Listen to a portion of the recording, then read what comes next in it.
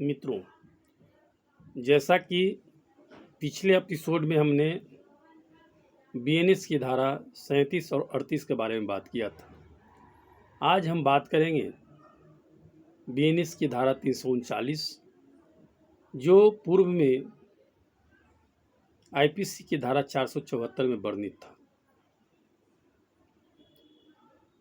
इसमें जो है बताया गया है कि यदि कोई व्यक्ति धारा 337 या धारा 338 में वर्णित दस्तावेज को जो कूटरचित है यह बात को जानते हुए, इसी 37 और 38 में बताया गया था कि कोई भी दस्तावेज को इलेक्ट्रॉनिक्स हो, चाहे मुद्रालय हो, वसीयत हो, जिस तरह का भी पेपर हो जिसे नकली रूप में यूज करने के हिसाब से उसमें फॉर्जरी करके चेंजिंग करता है तो उसको पनिशेबल था।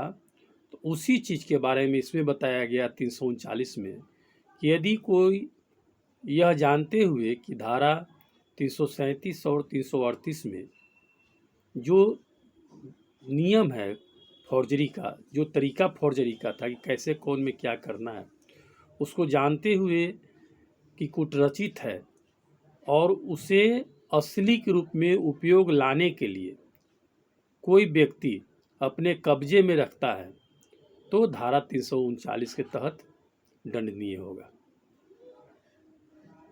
तो इसमें स्पष्ट हुआ कि 37 और 38 में जो पेपर को, दस्तावेज को, इलेक्ट्रॉनिक्स हो, चाहे जो भी हो या जैसे भी हो, वसीयत हो, उसको कोई रूपांतरण करके फॉर्जरी करके उपयोग में लाना चाहता है और उसको रखने, यूज करने के लिए अपने कस्टडी में, कब्जा में रखता है तो यह धारा 339 में होगा और इसमें दंडित होगा। तो दंडित दो तरह का प्रावधान इसमें किया गया है। एक है कि धारा 337 में जो दस्तावेज का फॉर्जरी करता है और उसको अपने कब्जे में रखे हुए है तो 339 के अनुसार उसको 7 वर्ष तक का और फाइन और या कोर्ट चाहे तो दोनों से दंडित कर सकता है। दूसरी चीज़ है कि 338 में जो परिभाषा दिया गया है और बताया गया है कि किस तरह का डॉक्यूमेंट्स, दस्तावेज कैसे रूपांतरित करेगा, फॉर्जरी करेगा और उसको यदि उपयोग में लाने के लिए रखे हुए अपने कब्जे में, तो इसमें सज़ा क्या होगा? इसमें सज़ा होगा उसको आजीवन कारावास या 7 साल का सज़ा हो सकता है, जैसा कोर्ट उचित समझे, या फिर इसमें फाइन का भी प्रावधान है।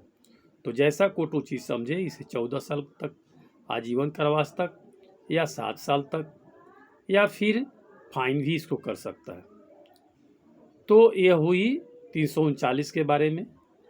और उसके बाद आपको ये भी बता दें कि यह जो अपराध है 337 धारा 337 बीएनएस का जो अपराध, जो कुट के तहत जो अपराध करता है और आशय से रखता है कि इसका दुरुपयोग करें, फॉर्जरी में दुरुपयोग किया जाएगा, तो 337 के तहत जो अपराध था उसको करते हुए और अपने कब्जे में रखता है तो यह अपराध का क्या होगा? कॉग्निजेबल होगा, बेलेबल होगा और किसी भी मजिस्ट्रेट के द्वारा ट्रायबल होगा। लेकिन यदि वह 338 में अपराध करता है और उसका दस्तावेज को फॉर्जरी करके और रखता है अपने कब्जे में धारा 339 में, तो उसमें इसको नॉन कॉग्निजेबल हो जाएगा, अपराध बेलेबल होगा और ये भी tribal by first class magistrate होगा। तो क्या अंतर है इसमें? तो 339 में 2 तरह का सज़ा का प्रावधान किया है। एक सज़ा है कि आपको यदि 337 के तहत जो परिभाषा है उसके अनुसार कोई फॉर्जरी करके और अपने पास असली के रूप में उपयोग करने के लिए रखता है तो 7 वर्ष तक सज़ा होगी और यह जो अपराध होगा कॉग्निजेबल होगा, बेलेबल होगा और ट्रायबल मजिस्ट्रेट फर्स्ट क्लास होगा।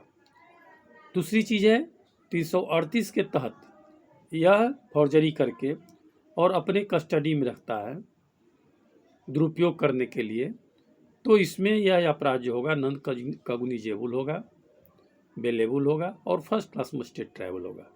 तो दोस्तों, यह हो गई 339 में क्या परिभाषा है और क्या दंड है।